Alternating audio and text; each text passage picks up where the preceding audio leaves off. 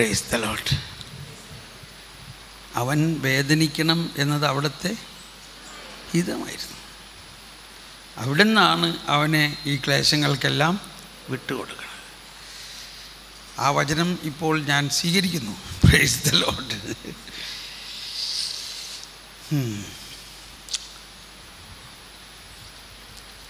Okay, ഇന്നത്തെ ദിവസം കടന്നു പോയി കഴിഞ്ഞാൽ പിന്നെ സന്തോഷമായിരിക്കും കേട്ടോ. അതുകൊണ്ട് വിഷമിക്കണ്ട. ഒരു ദിവസം, ആദ്യത്തെ ദിവസം ഇങ്ങനെ ഇച്ചിരി ബുദ്ധിമുട്ടുള്ള ദിവസമാണ്. നമ്മളിപ്പോൾ കുറേ കാര്യങ്ങൾ കേട്ടു. ഇനി അടുത്തൊരു വശം, ഈ ജ്ഞാനസ്നാനത്തിലൂടെ നമുക്ക് എന്താ കിട്ടിയേ? ജ്ഞാനസ്നാനത്തിലൂടെ നമുക്ക് എന്താ കിട്ടിയേ? എന്ത് കിട്ടി? അക്ഷരാർത്ഥത്തിൽ പറയുകയാണെങ്കിൽ ജ്ഞാനം കിട്ടി കാണണമല്ലേ? എന്താണ് നമുക്ക് ലഭിച്ചത്? ജ്ഞാനസ്നാനം. ജ്ഞാനസ്നാനത്തിൽ നമുക്ക് എന്ത് ലഭിക്കണം? പ്രഥമമായിട്ട് ജ്ഞാനം ലഭിക്കണം.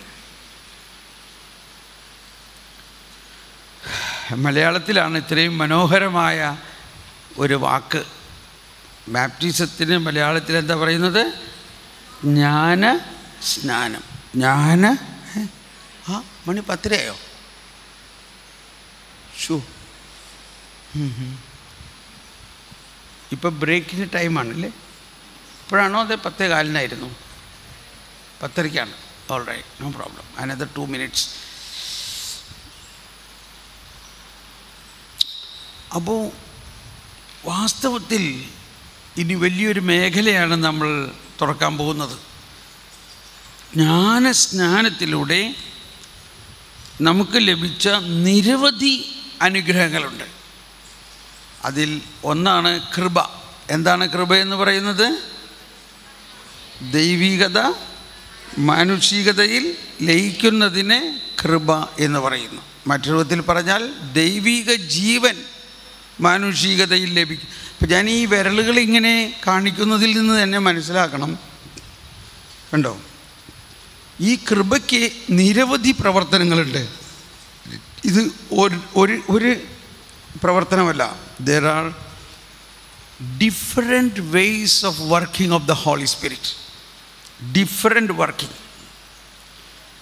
നമ്മൾ സാധാരണ കൃപ എന്ന് പറയുന്നത് ഒരാൾക്ക് എന്തെങ്കിലും ഒരു പാട്ട് പാടാനുള്ളൊരു കൃപ, അല്ലെങ്കിൽ പ്രസംഗിക്കാനുള്ള, അതല്ല ഇവിടെ ഉദ്ദേശിക്കുന്ന കൃപ. കൃപ എന്നത് ദൈവത്തിൻ്റെ ജീവൻ, ദൈവ ആത്മാവ് തന്നെ നമ്മുടെ ആത്മാവിൽ ലയിക്കുന്ന അവസ്ഥയാണ് കൃപ.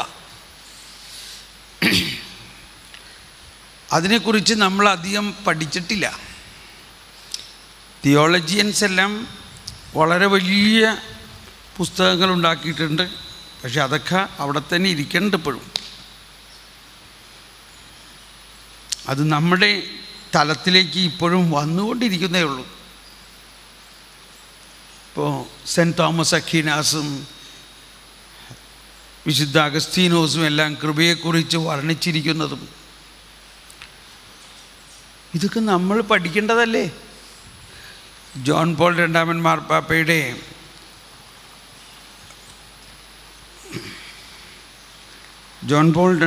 മാർപ്പാപ്പയുടെ പരിശുദ്ധാത്മാവിനെക്കുറിച്ച് നൽകിയിരിക്കുന്ന പ്രബോധനങ്ങൾ മാത്രമടങ്ങുന്നൊരു പുസ്തകമാണ് Holy Spirit in the teachings of John Paul II. ഇതാർക്കെങ്കിലും മേടിക്കാൻ പറ്റുകയാണെങ്കിൽ മേടിക്കണം, നല്ലതാണ്. എന്നിട്ട് അവിടെ വെച്ചേക്ക്.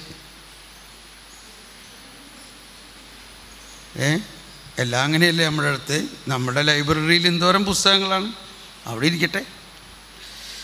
നമ്മുടെ കാലമൊക്കെ കഴിയുമ്പോൾ ആരെങ്കിലുമൊക്കെ വന്ന് വായിച്ചേക്കും. ഇപ്പം ഈ ഉള്ള കാലത്ത് മേടിച്ച് വയ്ക്കാം. ഇപ്പം കിട്ടുന്നതൊക്കെ മേടിച്ച് വയ്ക്കുക. പിന്നീട് ഇനിയൊരു തലമുറ വരുമ്പോൾ ഒരു പക്ഷേ അതൊക്കെ ഒന്ന് തുറന്ന് നോക്കും. ഒന്ന് തുറന്ന് നോക്കിയാൽ മതി. ഇതൊക്കെ ഒന്ന് തുറന്ന് നോക്കിയാൽ മതി, മുഴുവനും വായിക്കണ്ട. ഈ പുസ്തകം വായിച്ചു കഴിഞ്ഞപ്പോൾ എനിക്കങ്ങ് ഭയങ്കര ലജ്ജയാണ് തോന്നുന്നത്. ലജ്ജ എന്ന് പറഞ്ഞാൽ ഇപ്പോഴും ഞാൻ ലജ്ജിക്കുന്നു. കാരണം ഈ കേരള സഭ നവീകരണത്തിൽ ഇത്രയും വളർന്ന സഭ, ഇത്രയും വലിയ സഭ ഇന്നും ഒരുപാട് പേര് പ്രസംഗിക്കണത് നീ പാപം ചെയ്താൽ പരിശുദ്ധാത്മാവ് നിന്നെ വിട്ടു പോകും എന്നുള്ളതാണ്. ആണോ അല്ലയോ? അതാണ്. അപ്പോൾ പരിശുദ്ധാത്മാവ് തന്നെ നമ്മളെ ഓർത്ത് ലജ്ജിക്കുകയല്ലേ ചെയ്യണേ? നമ്മളുടെ ജ്ഞാനസ്നാനത്തിലൂടെ പരിശുദ്ധാത്മാവിനെ ഒരിക്കലും നമ്മളിൽ നിന്ന് വിട്ടു പോകാത്ത രീതിയിൽ നമ്മളിൽ നൽകിയിട്ടും നമ്മൾ പറയണത് അത് പോകുന്ന. കാരണം നമ്മൾ ഉദ്ദേശിക്കുന്നത് മനുഷ്യൻ്റെ പ്രവൃത്തിയിലൂടെയാണ് കൃപ അല്ലെങ്കിൽ കഴിവുകൾ ഉണ്ടാക്കണമെന്നുള്ളതാണ്.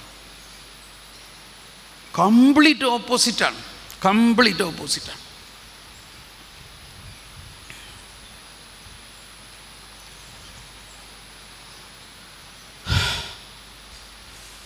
അപ്പം ഞാനിന്നിങ്ങനെ ചുമ്മാ തുറന്ന് നോക്കി. ഇതൊക്കെ എൻ്റെ അക്കമ്പാനിയൻ ഇതാണ്.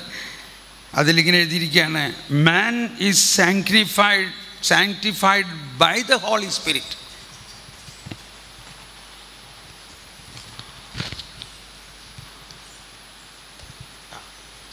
ഇത് ഇൻസിഡൻ്റലി കൊച്ചി ത്രേസ്യയുടെ ലിസിയിലുള്ള കാർമൽ മഠത്തിലെ കന്യാസ്ത്രീമാരുണ്ടാക്കിയ ചിത്രമാണിത്. കൊച്ചി ത്രേസ്യ ജീവിച്ച ആ കാർമലിൽ ഞാൻ പോയപ്പോൾ അവരെനിക്ക് തന്ന കുറേ സോവനീറുകളിലൊന്നാണ്. അതിൽ പറയുന്നത് ഇതാണ്: the Holy Spirit must become the well spring of your heart, Teresa of Child Jesus എന്ന് പറഞ്ഞ എല്ലാവരും the Holy Spirit must become the well spring of your heart. ഇവിടെ ജോൺ പോൾ രണ്ടാമൻ പറഞ്ഞിരിക്കുന്ന ഒരാശയം നമ്മൾ നേരത്തെ പറഞ്ഞതാണ്, ബ്രീത്തിങ്. പരിശുദ്ധാത്മാവിനെ അവരുടെ മേൽ നിശ്വസിച്ചു എന്നതിന് വളരെ വളരെ പ്രാധാന്യം ഉണ്ട്. Jesus act of breathing on the apostles which communicated the Holy Spirit to them, John 20, 21, 22, recalled the creation of man. ഇത് മനുഷ്യൻ്റെ സൃഷ്ടിയെ പുനർവിചിന്തനം ചെയ്യിപ്പിക്കുന്നു. Recalls the creation of man described by Genesis as the communication of the breath of life, Genesis 2:7. The Holy Spirit is the breath, as it were, of the risen one who instills new life in the church, represented by the first disciples. The most obvious sign of this new life is the power to forgive sins. Jesus, in fact, says, receive the Holy Spirit. If you forgive sins of any, they are forgiven. Wherever the Spirit of holiness is poured out, whatever is opposed to holiness, sin is destroyed. ഇതാണ് നമ്മൾ ഇന്നലെ പറഞ്ഞത്. എവിടെ പ്രകാശം വരുന്നുവോ അവിടെ അന്ധകാരത്തെ അകലുന്നു. നമ്മുടെ പ്രവൃത്തി കൊണ്ടല്ല, പരിശുദ്ധാത്മാവിൻ്റെ പ്രവൃത്തി കൊണ്ടാണ് നമ്മളിലുള്ള ദൈവീകരണം നടക്കുന്നത്. നമ്മളിലുള്ള അശുദ്ധി അകലുന്നത് ആരുടെ പ്രവൃത്തി കൊണ്ടാണ്? പരിശുദ്ധാത്മ. ഒന്നുകൂടി പറയാം, wherever the spirit of holiness is poured out. ഇപ്പോൾ പരിശുദ്ധാത്മാവ് എന്താവുന്നു? വിശുദ്ധിയുടെ ആത്മാവ്. The spirit of holiness is poured out. Whatever is opposed to holiness, വിശുദ്ധിക്ക് വിപരീതമായി എന്തെല്ലാം ഉണ്ടോ അതെല്ലാം നിർമാർജനം ചെയ്യപ്പെടുന്നു. ആര് നിർമാർജനം ചെയ്യുന്നു? പരിശുദ്ധാത്മാവ്. Sin is destroyed.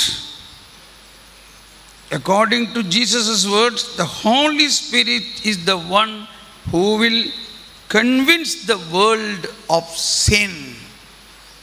അതിനുശേഷം തോമസ് അക്വീനാസിൻ്റെ പ്രബോധനത്തെ കോട്ട് ചെയ്തിട്ട് പറയാണ്, He makes us aware of sin. പരിശുദ്ധാത്മാവ് എന്ത് ചെയ്യുന്നു? He makes us aware of sin, but at the same time, it is He Himself who forgives sin. അത് നമ്മൾ ആദ്യമായിട്ടാണ് കേൾക്കണത്. പരിശുദ്ധാത്മാവാണ് നമ്മുടെ പാപം ക്ഷമിക്കണമെന്ന്. It is he himself forgives sin. ഒന്ന് എഴുതിയൊന്ന്, ശരി, ഇംഗ്ലീഷ് എഴുതിയൊന്ന്. It is he himself forgives sin. ഇത് ജോൺ പോൾ രണ്ടാമൻ മാർപ്പാപ്പ 1998 ജൂലൈ 22 സഭയ്ക്ക് നൽകിയ പ്രബോധനമാണ്. 1998 July 22. Man is sanctified by the Holy Spirit. It is He Himself who forgives sin. St. Thomas comments in this regard, St. Thomas Aquinas, since it is the Holy Spirit who establishes our friendship with God, it is normal for God to forgive sins through Him. അപ്പോൾ പരിശുദ്ധാത്മാവാണ് ദൈവവുമായിട്ടുള്ള നമ്മുടെ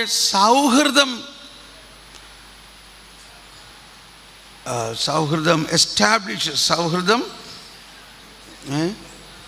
എന്താ പറയുക,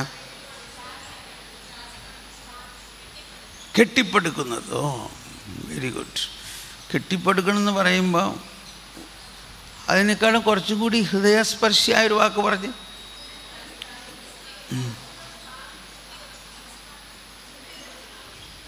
ഊട്ടിയുറപ്പിക്കുക. Anyway, കാര്യം മനസ്സിലായല്ലോ. It is the Holy Spirit who establishes our friendship with God. പരിശുദ്ധാത്മാവ് ആണ് ദൈവവുമായിട്ടുള്ള ആ ആത്മബന്ധം, ആ സ്നേഹബന്ധം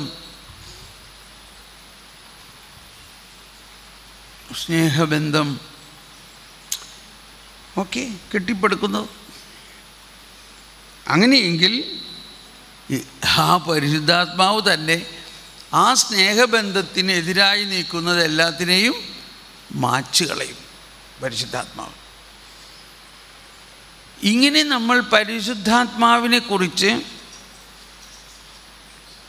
ആഴമായ ഒരു അറിവിലേക്ക് പ്രവേശിക്കണം. അതിനുള്ള ജ്ഞാനമാണ് ജ്ഞാനസ്നാനത്തിലൂടെ നമുക്ക് ലഭിച്ചിരിക്കുന്നത്. ഒരു 2 പാരഗ്രാഫ് കൂടി വായിച്ചോട്ടെ ഇച്ചിരി. The Spirit of the Lord not only destroys sin but also accomplishes the sanctification and divinization of man. അതാണ് പരിശുദ്ധാത്മാവ് ദൈവവുമായിട്ടുള്ള സ്നേഹബന്ധത്തെ പടുത്തുയർത്തുക മാത്രമല്ല, മനുഷ്യ വ്യക്തിയിലുള്ള എല്ലാ തിന്മയും ശുദ്ധീകരിക്കുകയും അവനെ ദൈവീകരിക്കുകയും ചെയ്യുന്നു.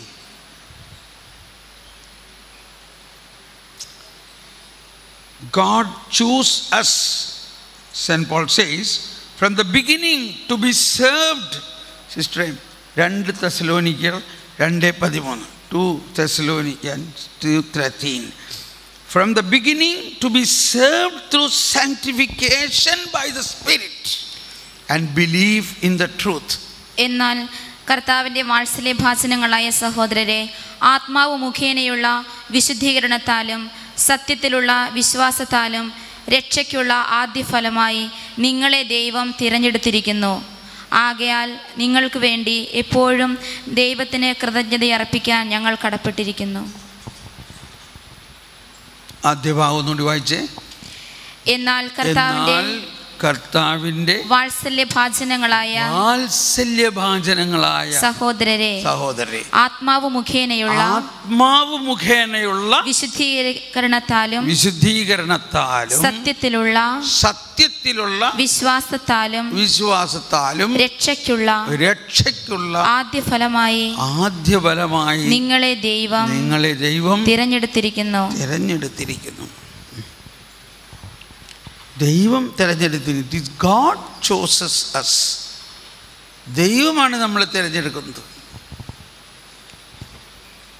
ആത്മാവിലുള്ള വിശുദ്ധീകരണം. പരിശുദ്ധാത്മാവാണ് നമ്മളെ വിശുദ്ധീകരിക്കുന്നത്. പിന്നെ വീണ്ടും അടുത്ത paragraph. Let us look more closely at what this sanctification, divinization consists of. ഞാൻ നേരത്തെ പറഞ്ഞില്ലേ, നമ്മൾ വിശുദ്ധീകരണം എന്ന് പറയുമ്പോൾ മുഴുവനും മനസ്സിലാവുന്നില്ല. ദൈവീകരണം എന്ന് പറഞ്ഞാലേ മനസ്സിലാവുള്ളൂ. വിശുദ്ധീകരണം എന്ന് പറയുമ്പോൾ നമ്മളിലുള്ള അശുദ്ധിയെ എടുത്ത് മാറ്റുന്നു. അത് വളരെ ചെറിയൊരു കാര്യമാണ്. പക്ഷെ അതിനുശേഷം ദൈവീകരണം നടത്തി നമ്മളെ ദൈവത്തെ പോലെ ആക്കുന്നു. ദൈവീകരണം, അതാണ് പരിശുദ്ധാത്മാവിൻ്റെ പ്രവൃത്തി. The Holy Spirit is person love. He is person gift. ഇത് ഞാൻ അടച്ചു വയ്ക്കാൻ പോവുകയാണ്. കാരണം ഇത് വായിച്ചു കഴിഞ്ഞാൽ കുറേയും കൂടി ഉറക്കം തൂങ്ങളല്ലാണ്ട് ഇല്ലേ. പക്ഷേ എന്നാലും ഇതൊക്കെ എടുത്ത് വായിക്കുമ്പോഴാണ് മനസ്സിലാവുന്നത് ഇത് തോമസ് പോൾ പറയണതല്ല, ഇത് വേറെ ആരോ വലിയ ആൾക്കാർ പറയണതാണെന്ന് മനസ്സിലാവണ്ടേ. അതുകൊണ്ടാണ് ഇതൊക്കെ വായിക്കണത്. ഇതൊരു ആധികാരിക പ്രബോധനം. നമ്മളെപ്പോഴും വിശ്വാസം വളരണമെങ്കിൽ ഒരു ടീച്ചിങ്, ആധികാരികമായ പ്രബോധനം ഉണ്ടായിരിക്കണം. ഒരുപാട് പുസ്തകങ്ങൾ നമുക്ക് കിട്ടും, എല്ലാം വായിക്കുകയും ചെയ്യരുത്. എന്ത് വായിക്കണം? ഔദ്യോഗികമായ ആധികാരികമായ പ്രബോധനങ്ങൾ വായിക്കണം. വാസ്തവത്തിൽ ദൈവം എനിക്ക് തന്ന ഒരു വലിയ ഭാഗ്യം, കഴിഞ്ഞ 25 വർഷമായിട്ട് ഈ ജോൺ പോൾ രണ്ടാമൻ എൻ്റെ പുറകെയാണ്, ഞാൻ അദ്ദേഹത്തിൻ്റെ പുറകെയാണ്. എത്രത്തോളം വായിച്ചാലും ഇത് മതിയാവണമില്ല. ഓരോ ദിവസവും എന്തോ ഒരു വലിയ കാര്യങ്ങളാണ് അതിൽ കാണുന്നത്. ഇപ്പോൾ കേട്ട ഒരു വാക്ക് കേട്ടോ, he's person gift and person love. ഡൊമിനും എത് വിവിഫിക്കാൻഡം എന്ന ഒരു ചാക്രിയ ലേഖനമാണ് ജോൺ പോൾ രണ്ടാമൻ മാർപ്പാപ്പ പരിശുദ്ധാത്മാവിനെ കുറിച്ച് എഴുതിയ വളരെ പ്രഖ്യാതമായ ഒരു പ്രബോധനം. അതിൽ പറഞ്ഞിരിക്കുന്ന കാര്യം വീണ്ടും മറ്റു സ്ഥലത്ത് കോട്ട് ചെയ്തിരിക്കുകയാണ്, ഹീസ് പേഴ്സൺ ലവ്. ഓക്കെ, ഞാനിതൊരു ചെറിയ ആമുഖം കുറിച്ചേ എന്നുള്ളൂ. നമ്മൾ പരിശുദ്ധാത്മാവിനെ കുറിച്ച് സാധാരണഗതിയിൽ ഈ പ്രത്യേകിച്ച് കരിസ്മാറ്റിക് സർക്കിളുകളിൽ പറയുന്ന പോലെ അല്ല കാര്യത്തിൻ്റെ കിടപ്പ് എന്ന് മനസ്സിലാക്കണം.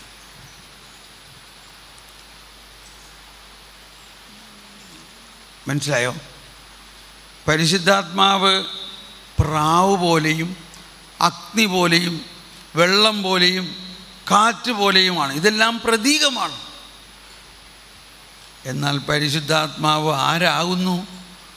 പരിശുദ്ധാത്മാവ് ത്രിത്വത്തിലെ മൂന്നാമത്തെ ഒരു ആളാകുന്നു, ഒരു വ്യക്തിയാകുന്നു. ഒരു വ്യക്തി പ്രാവാണോ? വ്യക്തി തീയാണോ? അതാണ്. അതെല്ലാം പ്രതീകങ്ങളാണ്. ആ വ്യക്തിയിൽ നിന്ന് ഉണ്ടാവുന്ന വിസ്മയാവഹമായ കാര്യങ്ങളെ കുറിച്ചൊരു സൂചന നൽകുന്ന പ്രതീകങ്ങൾ. പ്രാവിനെ പോലെ നിഷ്കളങ്കത.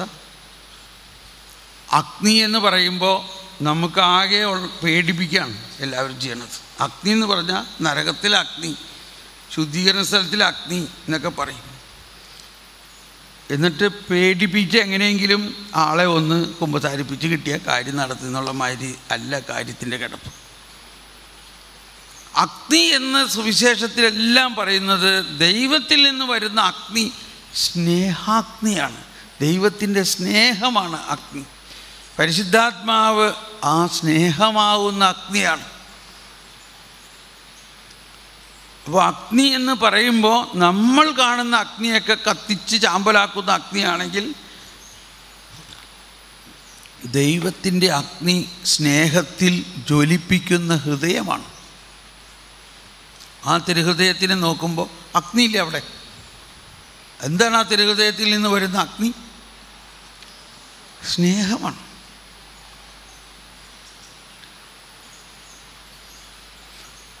യോഹന്നാൻ ക്രൂസ് അഗ്നിയെക്കുറിച്ച് പറയുമ്പോൾ എന്താ?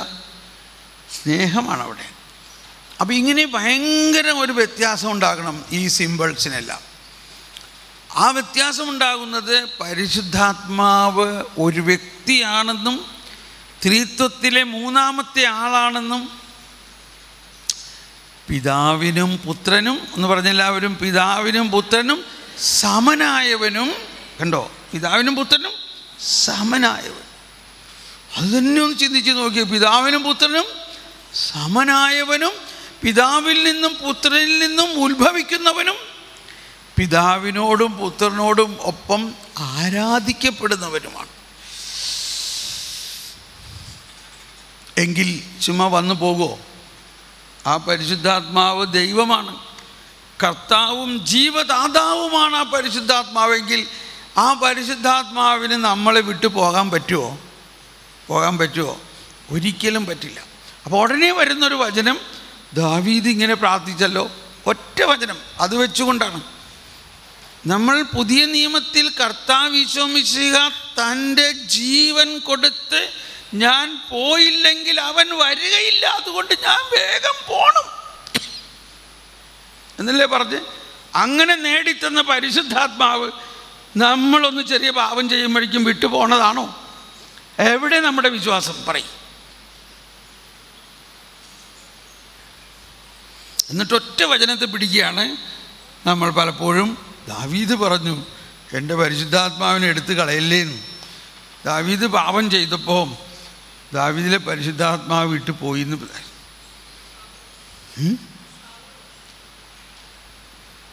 സൗള് പാപം ചെയ്തപ്പോൾ പരിശുദ്ധാത്മാവ് വിട്ടു പോയി എന്ന പോലെ ദാവീദ് പാപം ചെയ്തപ്പോൾ പരിശുദ്ധാത്മാവ് വിട്ടു പോകുമെന്ന് വിചാരിച്ചുകൊണ്ട് പ്രാർത്ഥിച്ചു എന്നാണ് പലരും വ്യാഖ്യാനിക്കാനുള്ളത്. ഞാൻ ആരെയും കുറ്റപ്പെടുത്തുകയല്ല, ഒരു കാര്യം പറയാൻ വേണ്ടി അവതരിപ്പിക്കാൻ കേട്ടോ. എല്ലാ ശുശ്രൂഷകളും പരിശുദ്ധാത്മാവിൽ നിന്ന് തന്നെയാണ്. എല്ലാവരെയും നമ്മൾ സ്നേഹിക്കുന്നു. പക്ഷെ പ്രബോധനങ്ങൾ അടിസ്ഥാനത്തിൽ നമ്മൾ നീങ്ങിയാൽ മാത്രമേ നമ്മൾ വളരെയുള്ളൂ. എന്തുകൊണ്ടാണ് ദാവീദ് ആ സങ്കീർത്തനത്തിൽ അങ്ങനെ പറഞ്ഞിരിക്കുന്നത്? ദാവീദ് രാജാവ് എന്നുള്ള നിലയിൽ, ശൗലും രാജാവ് എന്നുള്ള നിലയിൽ രാജാക്കന്മാരെ രാജാവായി വാഴ്ത്തുന്നതും പരിശുദ്ധാത്മാവിൻ്റെ അഭിഷേകമാണ്. മനസ്സിലാവുന്നുണ്ടോ? സാമുവേൽ വന്നിട്ട് തലയിൽ എണ്ണ ഒഴിച്ച് അഭിഷേകം ചെയ്യുമ്പോഴാണ് അവിടെ അവർ രാജാവായത്. ആ രാജകീയ അഭിഷേകത്തെ എടുത്ത് മാറ്റല്ലേ എന്നാണ് അവർ പറയണത്. അവരുടെ വറി അതാണ്. രാജാക്കന്മാരെ ദൈവമാണ് വാഴിക്കുന്നത്. രാജകീയ അഭിഷേകത്തിൽ അവരെ വാഴിക്കുന്നത് പരിശുദ്ധാത്മാവിൻ്റെ അഭിഷേകമാണ്. അവർ ദൈവം പറയുന്നത് അനുസരിക്കുന്നില്ലെങ്കിൽ അവരുടെ ആ അഭിഷേകത്തെ എടുത്തു മാറ്റി മറ്റൊരാളെ അഭിഷേകം ചെയ്യും. അത് കൈവീശി കാണിച്ച് യേശുവേ സ്തോത്രം, യേശുവേ നന്ദി. ഷൂ ഇപ്പോൾ പെട്ടെന്ന് നിർത്തിയാണ്. നമുക്ക് വേഗം ചായ കുടിച്ചിട്ട് വരാം. ഓക്കെ, 10 മിനിറ്റേ ഉള്ളൂ. സോറി, ഞാൻ ഭയങ്കര ലേറ്റായിപ്പോയി. ഉറക്കം കൂടി വന്നപ്പോഴാണ്